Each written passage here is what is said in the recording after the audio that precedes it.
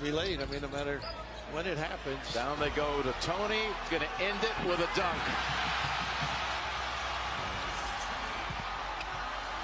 Well, Fayetteville is 1,843 miles away. And pushing across from left to right. He steals the bag. Wow. He steals home. Kurt Wilson, while Nixon was on the mound looking down, has stolen home to win the ball game. 8 seconds for Lowry to work with. Pounded by Irving, stolen by Drummond. Drummond coast to coast with the throwdown. Did he chuck a deuce on the way to the basket?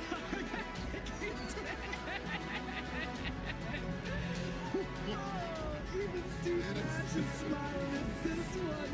Oh, big man, shoot the gas. We're sending it in, Jerome. That's for damn sure. Damn straight. What's up, everybody? Welcome to Tsp Wagers. We are live March 30th. We are talking best bets for March 31st. Before we get started, I do want to wish our good friend Tommy Boy a happy birthday. Tom. His birthday is March 31st. So, Tommy, if you're listening, shout out to you, man. Happy birthday. I love you. But, man, how you doing tonight, Ben? I'm doing well, man. Enjoying my hump day. Got a little tequila action in me. Oh. So we're feeling good. Some margaritas? Feeling good. In the hood. Yep. It's got some margarita action in. Let's go, y'all! Going and sticking with it. That Mexican style drink with my beer. So. Okay. Enjoying this Wednesday. How you doing? I'm doing good, man. I'm doing good. Not drinking tequila. It's probably a good thing for a Wednesday. Sorry, I had to check the score of the Pelicans game real quick. We cashed under 226, 2-0 today on best bets, baby. So if you tapped in, congratulations. Yeah, man, awesome day. Did a lot of yard work today. Took my daughter to dance class, so it's been a good day. Had to sweat out that over 229.5 though in the Rockets Kings, and I don't know if you saw that game, Ben, but it was 204 going into the fourth quarter, and I was like, okay, this is easy money. And they literally combined for 9 points in the first 9 minutes of the quarter, and I was like, wow, ooh, this is getting a little sweaty here, dude. But we pulled it out, man. So it's good. This Warriors Suns game, minute 20 left, Ben. It's pretty close. Interesting game, that's for sure. Suns closed -5.5, open -4, so whole 1.5 swing. Usually you always want to take that. You always want to fade the line movement. So if you took Warriors +5.5, man, you're looking pretty good right now. 3 minutes left. Shout out to anyone that did that. But yeah, man, we here. I'm thirsty. I want a beer. What about you? You want a beer? Straight. What are you sipping on tonight, Ben? So I'm going with the 805 Cerveza. So a little bit of lime in my lager tonight. So definitely keeping that, that light margarita, that lime cerveza to go with the margarita. There we go. I'm thinking, bro. Let's go, y'all! I like it, dude. I like it. What about you? What are you drinking? I'm sipping on a. I think you've had this one before. It's the Short Throw Brewing Company, the Treachery of Fruit. It's the Gose style ale with mangoes and apricots. I'm pretty sure you had this one, didn't you? Can art? No, I don't think I did. Damn, I swear I thought you had this one, bro. Might have had it when I was out there. I think you might. Pretty sure. I think you did it on a Taproom, to be honest. Oh, okay. I don't remember. I don't think I did. I thought you did. I think I might have just had it when I was out there.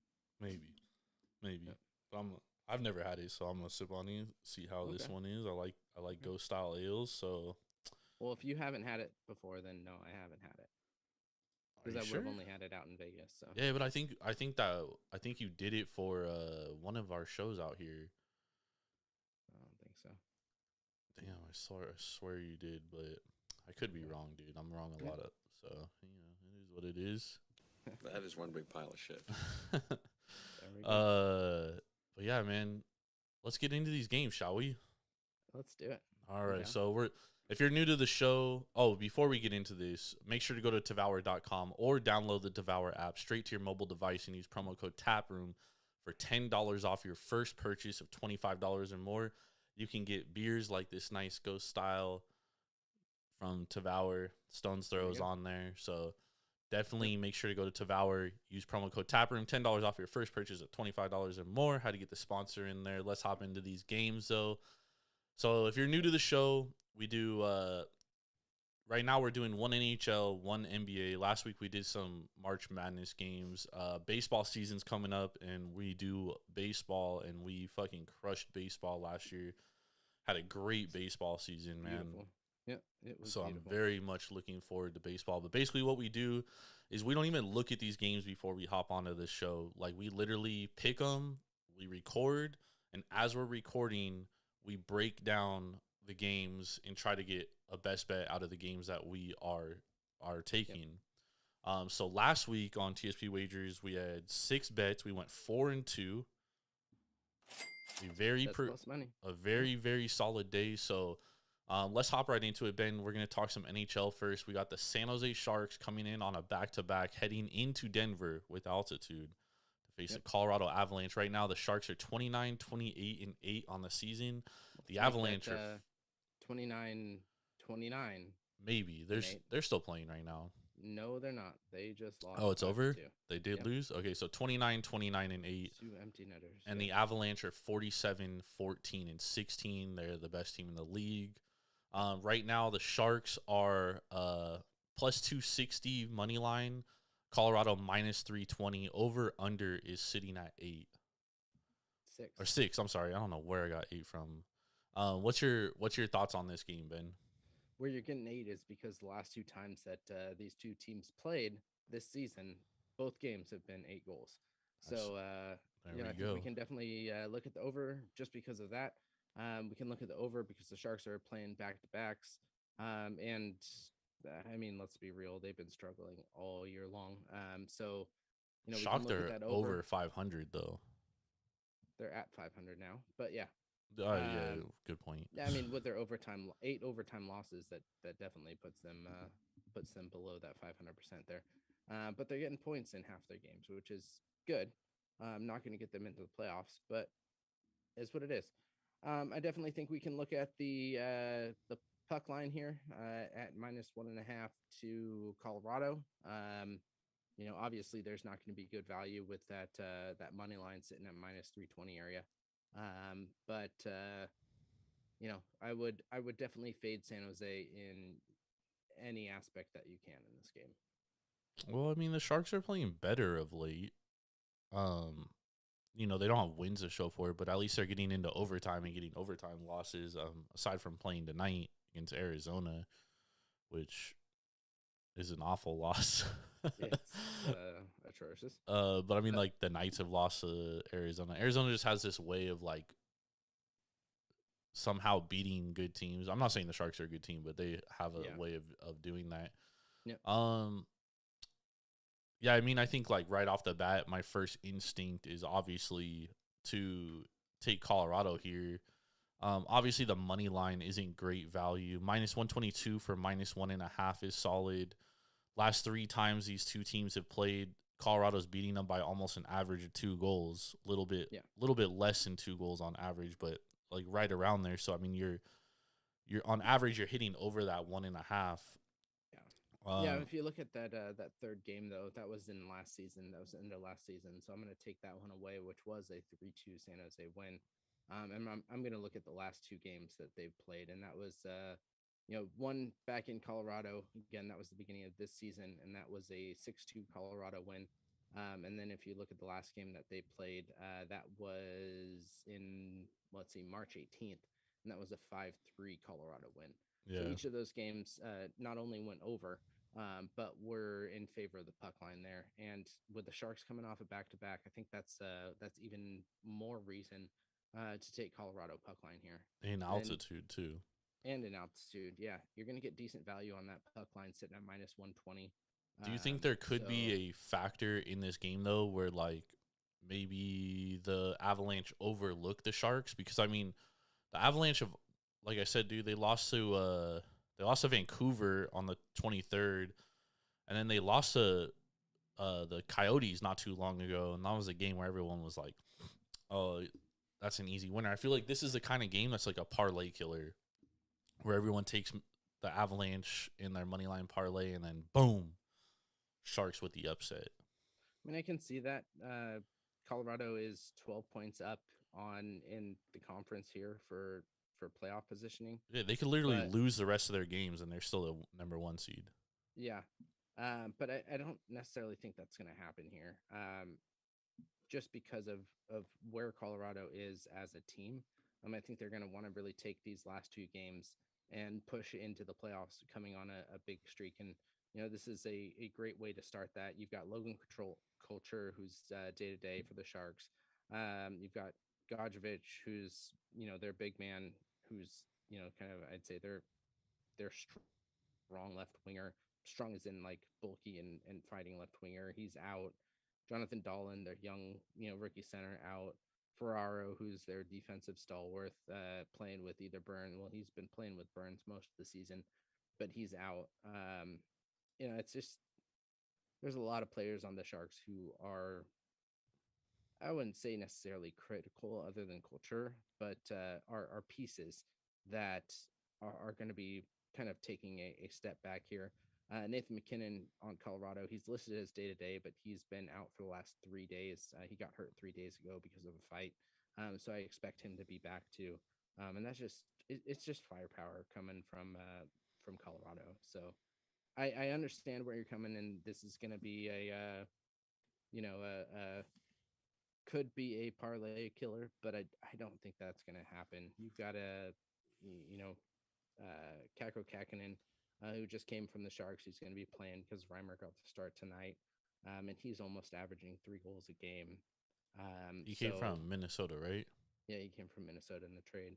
Ian Hill is still hurt, so you're definitely going to have Kakkonen in, and I think Kakkonen has potential to be a good goalie, but it's going to take a little bit of time with him. And again, the way that the Sharks have been losing, I think this is a full Colorado tilt.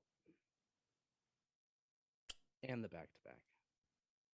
Yeah, the back-to-back is tough, especially in altitude too. I think that adds a little bit and this to is it. Today's loss was a demoralizing loss. When you lose to Arizona, that hurts. Yeah, and I think that's going to put them down. And for them to have to go from Arizona, who's one of the worst teams in the league, to the top team in the league, it spells disaster to me. I'm trying to figure out what the Sharks' record in Colorado is. Well, this year it's 0-2. 0-2. Oh, they've played both games in Colorado? Oh, that I don't know. No. The first one was in San Jose. First one was in San Jose. Last game was in Colorado. So 0-1 this year. They lost 6-2 in Colorado. Yeah, they gave up 6 goals. Whoo, man, that is nasty. Yep.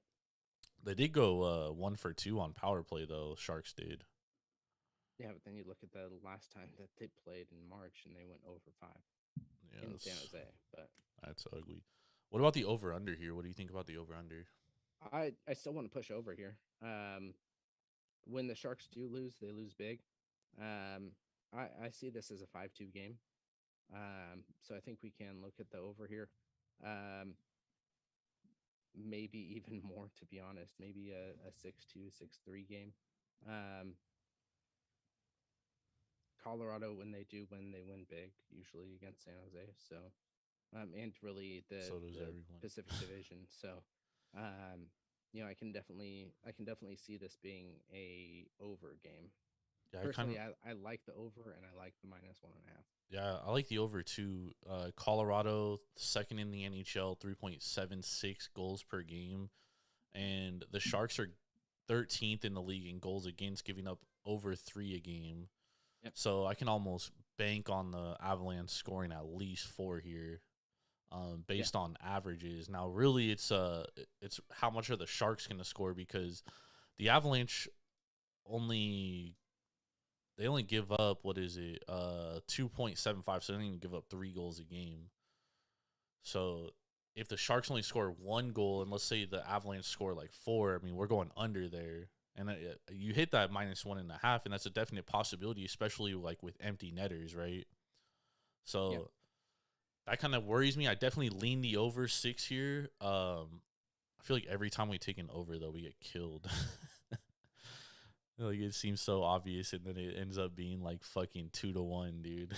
Yeah, I think this one's going to be a high-scoring game. And we got to look at the last 2 games that they played this season. 8 goals. I mean, that's not even close. Yeah. No, I definitely lean the over here, and I do like the -1.5. I like the money line too. I just don't think there's a ton of value there. I definitely think that the Avalanche should win this game pretty handedly. Does kind of concern me that they're so far ahead, though. That effort level does worry me a tad bit, Ben. A tad. I don't. They're going to be wanting to go into these playoffs hot, and yeah, you always do. They've been hot all year. You always want to, yeah. All right, let's hop into this next game. We're going to talk an NBA game. We got the Philadelphia 76ers. They're 46-29.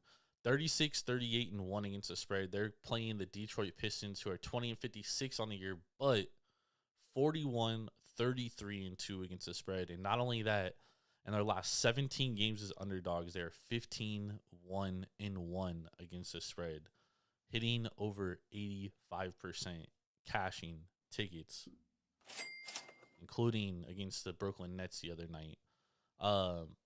So that's why I wanted to talk about this game, Ben, because Detroit, not a good team. Obviously, no one expected them to be a good team. They have Cade Cunningham, who is in the running for Rookie of the Year. Some people may call him the favorite for Rookie of the Year at this point. He's been playing very well. And it's interesting to me because the Sixers, on the other hand, haven't been good against the spread. Yeah. And they're kind of a Jekyll and Hyde team, it seems like, at this point. So I just wanted to talk about this game for that. Over-under right now, 223 points, by the way. Do you have any thoughts on this game, Ben? Well, I think something that we got to look at is, the Sixers away against the spread are really good. Not in the last 10, though. Okay. Last 10, 1-3-1. In their last 10 games. 1-3-1 away. That's only 5. How? No, I'm saying the last 10, the 5 games they played away. Wait, okay. I gotcha. Sorry. 1-3-1. Took me a second there. But away this year, they're 25-12 against spread.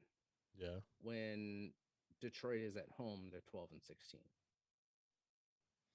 It's a little bit difficult on the season. I know, we look at the last, the more current numbers, and it's a little more understanding. Oh, no, I'm sorry. I'm not looking against spread. I'm looking at the record. My bad. At home against the spread, Detroit 21-16-1. Philly away is 21-15-1. So it's pretty even there. Yeah, and in their last few games on the road, when they're like heavy favorites, like for example, against the Lakers, they were 10-point favorites. They only won by 5, and the Lakers suck. Like, they stink right now. Yeah. And then they went to, where is it? Orlando, 11-point favorites, only won by 2. I mean, this is a game, like, they haven't announced injury reports yet, but it's a game where I could very well see Joel Embiid or James Harden or both of them sitting. Yeah. I could see either one of them sitting or both of them because, I mean, this is a game that this team should win. Yeah. That's why, like, right off the bat, I think taking 11 points is smart because this line is probably going to drop. It's probably going to go down, maybe to 9, depending on who sits out. Like, if James Harden or Joel Embiid sit out, this line's going to go to, like, 7. If both of them sit out, this line's going to go to like 4 or 3.5 or 5, 3.5 to 5.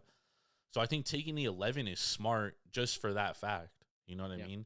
Because at this point, like, they're playing for playoff position. And right now, the key thing is that Brooklyn is that 8th seed. And Philadelphia, Milwaukee, and Boston are all like within 2 games of Miami for that 1 seed. But as the 1 seed, like, well, I guess with the play-in, you don't really know because, you know, if the team finishes 8, they could end up being a 7 seed. But still, like, it's probably beneficial to not be a top 2 seed, so you don't have to play Brooklyn in the first round. Yep. So that's why, like tomorrow, Milwaukee plays Brooklyn. Like, I wouldn't even be surprised if the Bucks. The reason why I didn't want to talk about that game was because I wouldn't be surprised if the Bucks rest guys. Yeah, you know what I mean? Because like it benefits them for the Nets to win that game. Yeah, I know that sounds weird saying like no professional team really goes out there and they're like, oh, we want to win this game, but the last thing you want to do is face a team that is, you know, if they didn't have injuries, is a top 4 seed in the first round.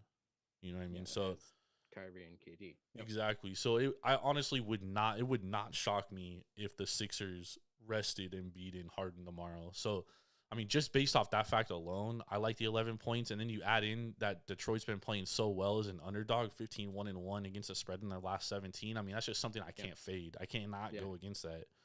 So I would, based on that, I love the 11 points. Yeah, I'm taking it as soon as it opens. As soon as I can take it, I'm taking it. Yeah. Because I definitely, this line is definitely going to drop. And 11 points is a lot. 11 points is a lot. And like I said, last 3 games that the Sixers have had big margins over 10 points, they're 2-1 against the spread. Yeah. One of those games, they beat the brakes off the Timberwolves, but that was like a month ago. So it's different times right now. And yeah, man, I think this is an interesting game. I do think it's one that you definitely want to pay attention to the line movement here and the injury report, because based on the injury report, a lot of things can change. But I definitely like the points here. I like taking the 11. I think it's a number play. Like, you're not taking the team, you're taking the number plus 11. Yeah. Now, Cade Cunningham, injured last game, is probable tomorrow against Philly. If he doesn't play, are you taking that 11?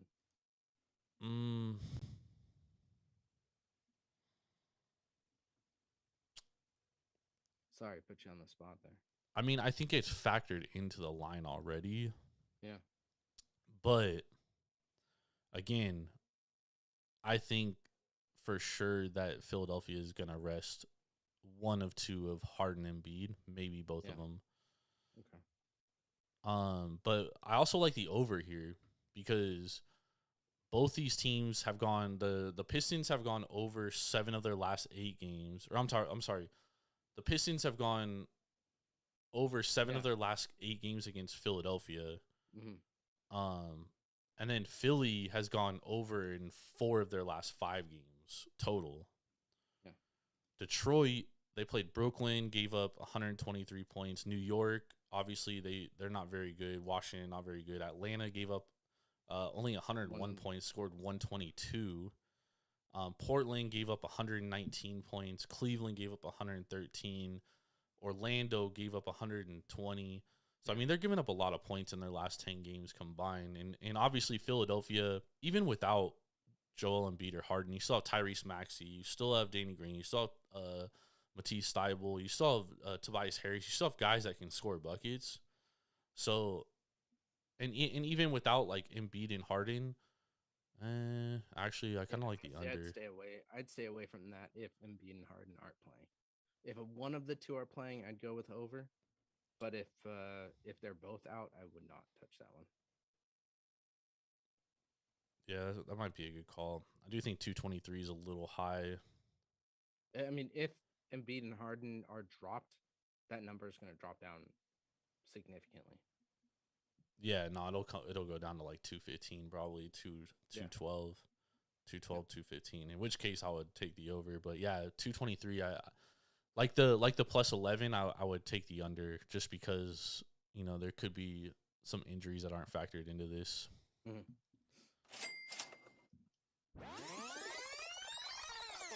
All right, let's rewind it. Let's recap, Ben. So, what is your 1 pint bet of the night? So, this is 1 pint is lowest graded, 3 pint highest graded. What's your 1 pint bet of the night? 1 pint bet of the night. I'm going to go San Jose and Colorado. I'm going to go over 6 at -110. Nice. My 1 pint bet of the night, I'm going to go Colorado -1.5 goals. Puck line. 2 pint bet of the night. My 2 pint is going to be Detroit +11. Sitting at -110 right now. My 2 pint bet of the night is going to be over 6 goals, Colorado and San Jose. Okay. And then your 3 pint. 3 pint, Colorado -1.5 goals. Sitting at -120. My 3 pint is going to be Detroit Pistons +11. Let's make that 16-1-1 against the spread as underdogs. Let's keep it rolling. I gotta say, this is the first time I've seen a minus puck line at a minus vig. Oh yeah, because Colorado is so much better than San Jose. I know, but even then, goal and a half. I was wondering if honestly the puck line might move to -2, which you see sometimes, you know. Rarely. But this could be one of those rare occasions Yeah. that you do see puck line move to -2. Especially after San Jose lost by 3 tonight to Colorado, or to Arizona. So that is one big pile of shit. facts. It is. All right, thank y'all for joining us tonight. We very much appreciate it. We're gonna win this money. We're gonna take home the W's today. We're gonna go 6-0 on this joint. 6-0, Ben. Let's do it. You can catch us on Apple Podcasts, Spotify. Make sure to like, subscribe. Catch me on Twitter at JordanRulesTSP. You can catch the podcast at Taproom_sports. You can catch us on Instagram at Taproom Sports Podcast. Make sure to go to Tavour.com or download the Tavour app straight to your mobile device and use promo code Taproom for $10 off your first purchase of $25 or more. For Mr. Big Ball and Ben Larson, I'm Jordan Stacks on Stacks on Stacks Lats. We will see y'all on Sunday for Taproom Sports. Got a lot to talk about. Thank y'all. Hell yeah. Peace, y'all.